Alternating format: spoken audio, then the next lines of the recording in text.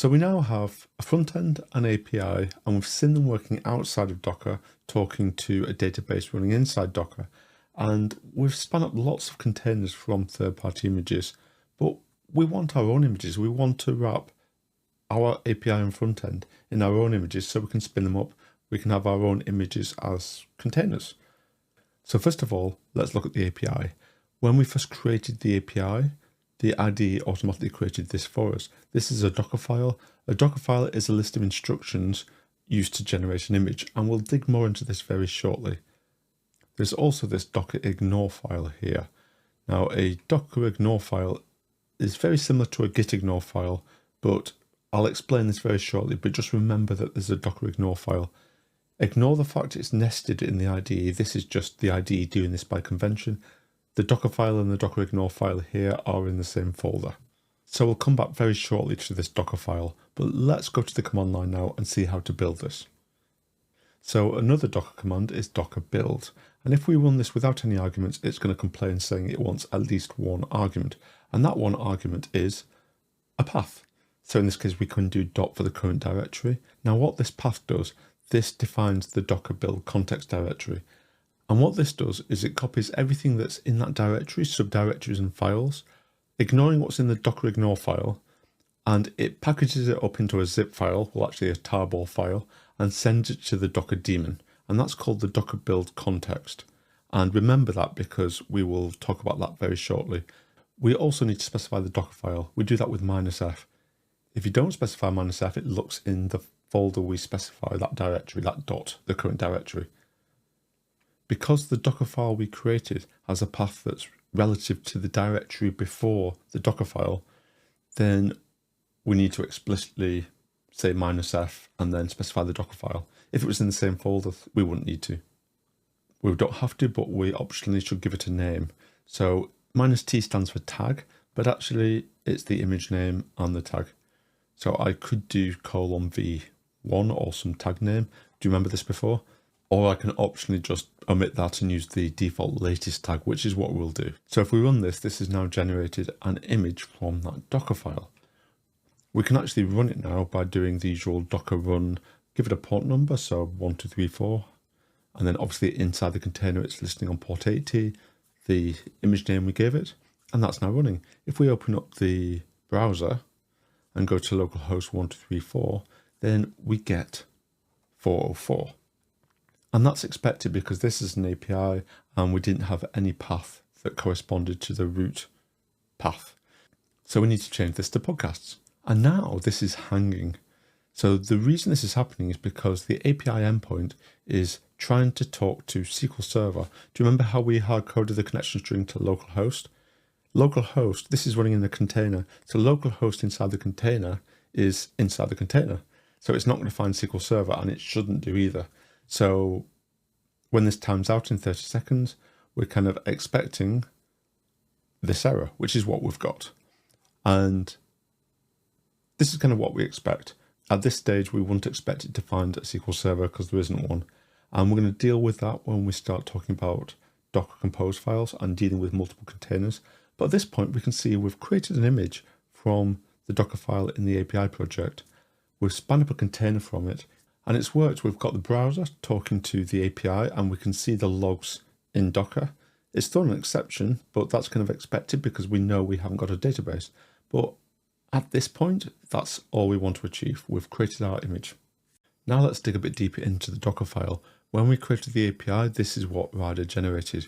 You can see there's 4 blocks. Now I think this is over the top and not needed at all. And I'm going to explain what these different blocks mean very shortly. But first, I'm just going to make a few changes. Now, I'm showing you before and after the change because if you're following along, I don't want you to create it with Rider and have a completely different Docker file than I'm showing you.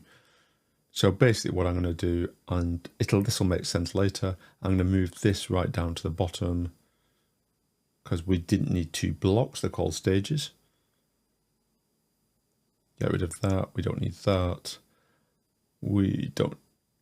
We can put these stages together, and I'll explain again what stages means. A publish does a build, so we don't need the build command.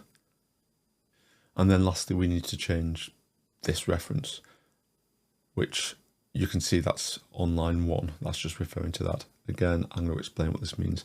I'm only showing this because, as I say, I want to show you the before and after, just in case you're following along to avoid confusion. And if we go over to the command line and run the Docker build again, we can see we've not broken anything. It's still working just as it was before. So to explain this now, a Docker file is a list of instructions. On the left-hand side of all the lines, you can see there's keywords. There's not that many of them, so it's not that complicated. And once you understand how it works, it's fairly easy. The very first line, the from, and typically a Docker file will start with a from command, specifies the base image. Now, do you remember in an earlier section how I mentioned that an image derives from another image? So that other image might be Ubuntu or Debian, or it could be, in this case, the .NET SDK. Could be something like that, or Node, which in turn derives from another base image, which in that case might be Debian or Ubuntu. I think the .NET SDK does derive from Debian. And then what the Docker build command does is it steps through each one. So line 1, when it does the from, it's going to create a temporary intermediate container from that base image. And it's going to run line 2, it's going to run that command inside the container. Now work directory, that keyword, what that does is it creates a directory and changes directory to it. So it creates if it doesn't exist. And then that becomes the current directory. Line 3, the copy command. Do you remember how I said about the Docker build context? That directory when we did the Docker build and we put the dot for the current directory. So all that directory was packaged up and copied to the Docker daemon. That is the Docker build context, and the copy command copies from that into the container, into this intermediate container.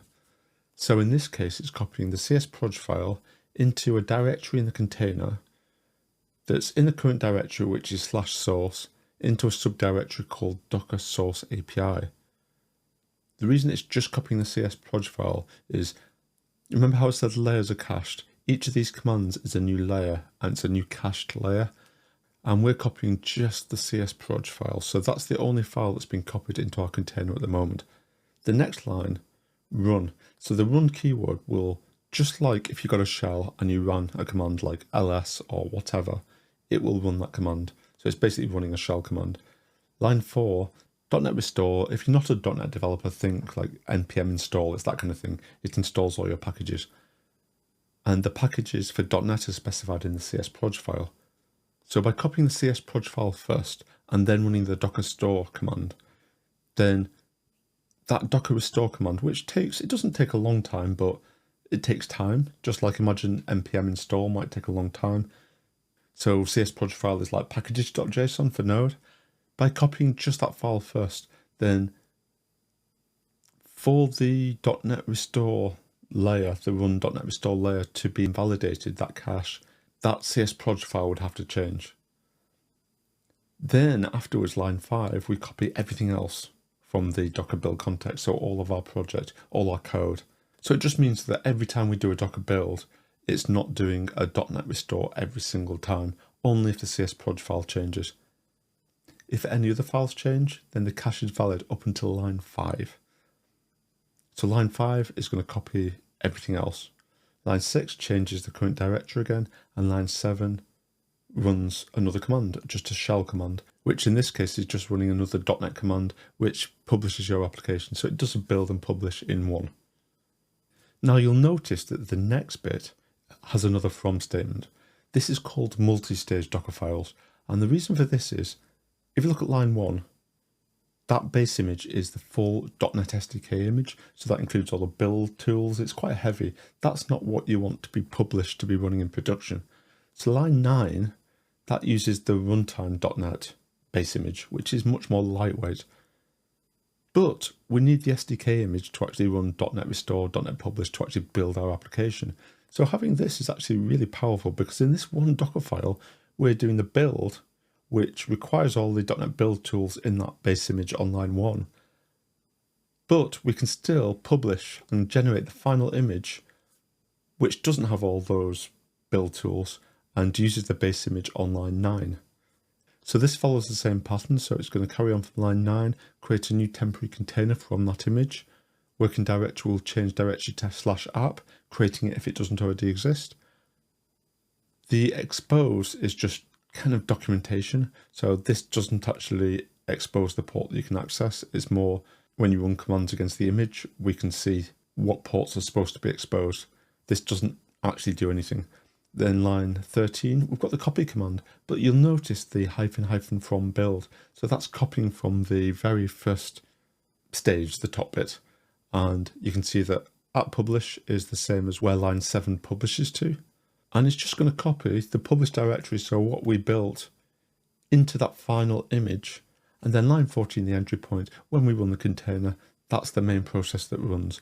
So if line 14 was like just a C++ command line tool, then the entry point might just be that exe.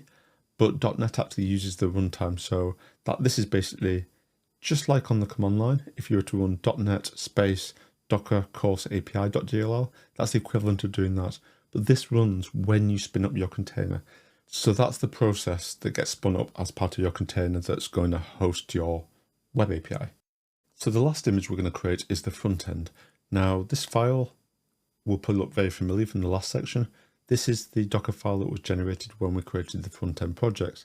Now I've checked with JetBrains, and this is a known issue, but they use the same Docker file for each of the ASP.NET Core projects, which for the type of Blazor WASM project we created, that's not correct, because what building this project creates is just static files and DLLs that get downloaded to the browser.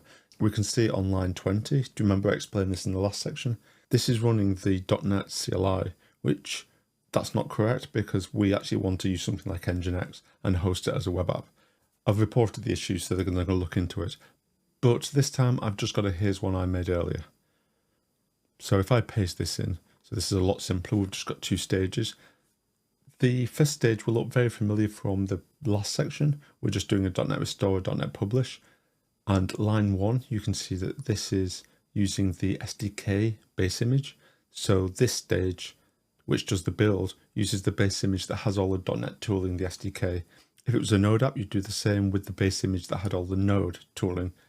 And then line 8, that stage, you can see that that's using just Nginx as the base image. And all it's doing, line 9, which is copying from the first stage, it's just copying the published files, those static content files. It's copying it into the USR share Nginx HTML directory. Now, if you remember earlier on in this course, we used Vim to modify in the container itself index.html in that directory. But here, when we build the image, we're just copying all our static content files from the first stage into that directory. And now if we use the docker build command like we saw before, the only difference here is that we don't need to specify the Docker file because it is in the current directory this time for this project. So it's going to infer Docker file in the same folder, and we're going to tag it differently. So the image is called frontend rather than API. So again, we're specifying dot for the Docker context. So we're going to copy into the Docker context everything in this folder, and that's generated the image. Now you will notice in this output, and you may have noticed in the previous section as well, some of the lines in this output say cached, and you can see that they match the commands in the Docker file. So hopefully that makes sense what I was saying in the last section about each layer being cached. And if you make a change, so like the copy Docker course frontend CS proj, if you make a change to that file, then anything from that line below in the Docker file will be invalidated, and you'll have to run that command again and every command below it. So that's why that Docker build was really quick. If I now do Docker run the usual way, but front end this time, and then open up the browser in the usual way, localhost 1234, then we now have our front end. So we now have images for the API and the front end. And in the next section, we're going to look at using Docker Compose to put it all together.